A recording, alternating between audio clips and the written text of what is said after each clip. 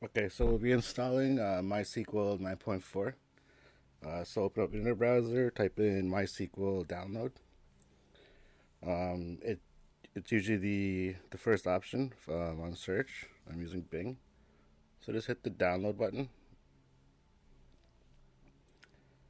From there, we're just gonna decline this, and we're gonna install MySQL Community Server. You can see I'm on the downloads page right now, and then we'll hit MySQL Community Server. We're gonna do 9.4, which is the latest. It's the innovation, which means it's not long term yet, but we can use it to test around. We're gonna download the MSI package, and you can create your account if you don't have one. There's also an option where you can just download the package, but I log in, and then it asks me these questions about quick survey about the industry, my job function, employees, just some things Oracle wants to know when they're handing out these new versions to see who's testing. So I'll quickly just run through it.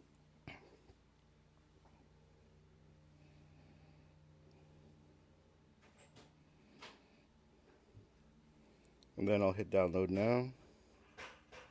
Shouldn't take you too long to get it downloaded. It's not too big of a file. Bear in mind I'm running this on a virtual machine, so speed might be a little different compared to your actual computer that you're using. Once it's finished downloading, just launch the installation package and it'll unload. You can see here I run into an error. I need a Visual Studio 2019 redistributable. So I'll go ahead and download that.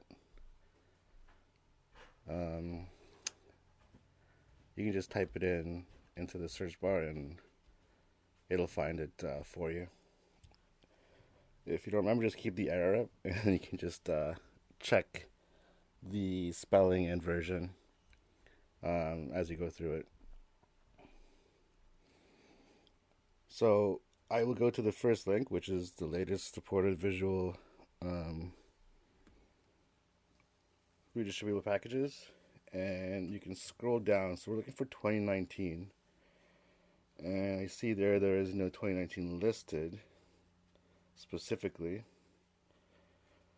However, there is a date range, so I will use the date range and download the x64 package.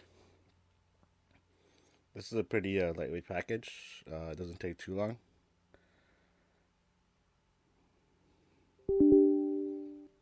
Windows will ask you to approve the security, and within a couple of seconds, it'll install and kick you out of the installation.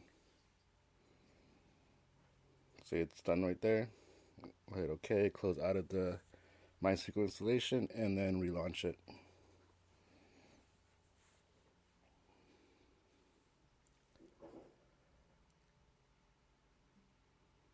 I'll accept terms, and we will be doing complete.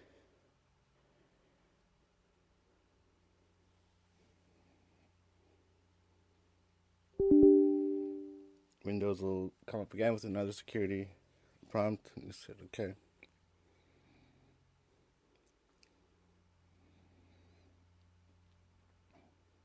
Now we'll run the configurator, which is pretty much the server setup wizard for MySQL.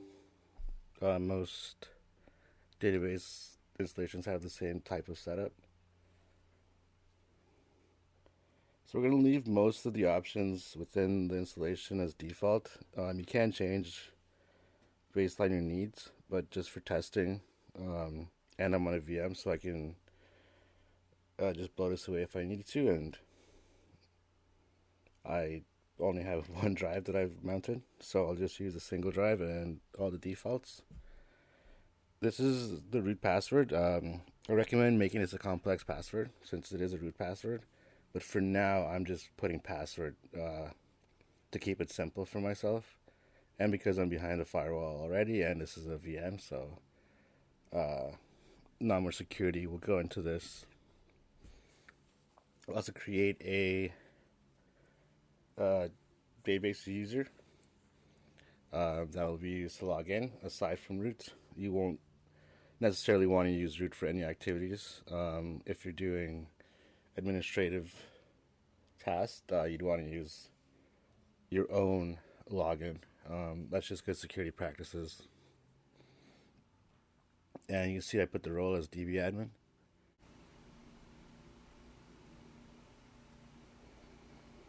So we'll leave the service name and have it start up as a system service. So it'll run as a normal Windows service and start automatically.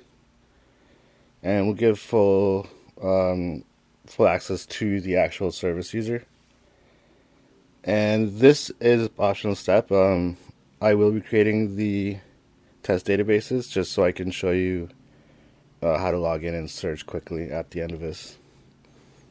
We'll hit execute and it'll run through all the diagnostic and installation steps, which shouldn't take too long.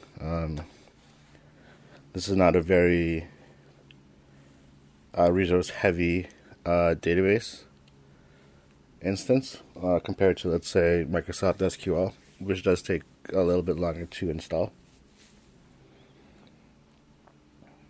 And we're done there. So hit next to complete. You can copy the log, but that's not usually needed unless, let's say, an application team or developer just needs the logs to see what happened during the installation. But usually, as a DBA, you don't need to save the logs. So I'll go back to the downloads page here, and we're going to be downloading MySQL Workbench.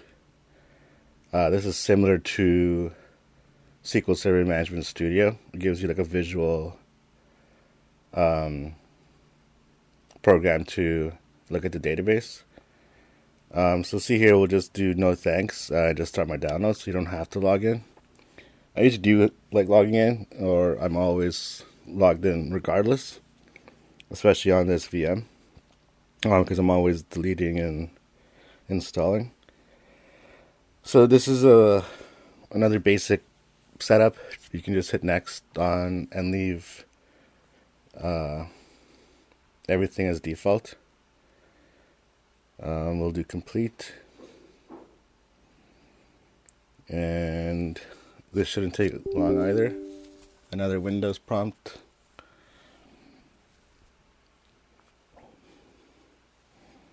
So there's two ways you can access the database. It's the Workbench aspect, and you can also do it on command line, depending on what you're more familiar with. Especially if you're coming from Linux, you can use command line. But if you're coming from Management Studio and Windows, Microsoft, then Workbench might be a little easier for you to migrate to.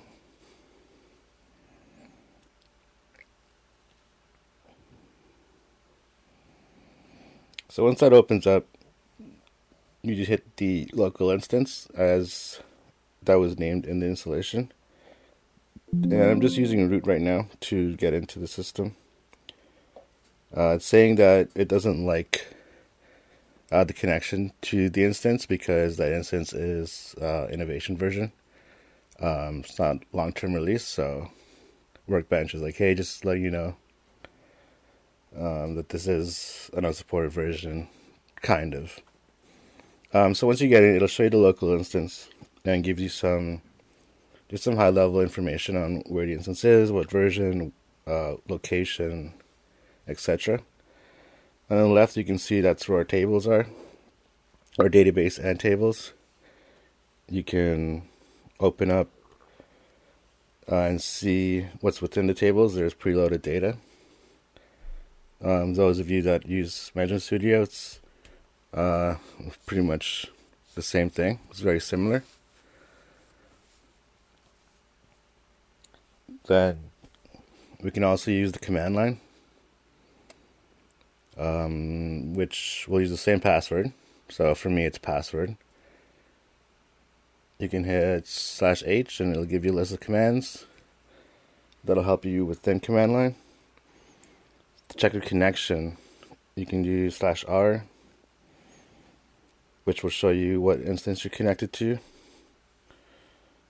Right now we're not connected to any database, but to check what databases are available, we can type in show databases, hit enter. Always remember to finish your line with semicolon. So we're going to use one of the databases, and then if we do /r again, you can see that the current database is Sequila, which we chose. And then we're going to select the same table that we did in Workbench, and you can see our results there. So if you're more comfortable like from a Linux environment, then this is what you can use. If you have any other questions, though, I know this was fast, but let me know.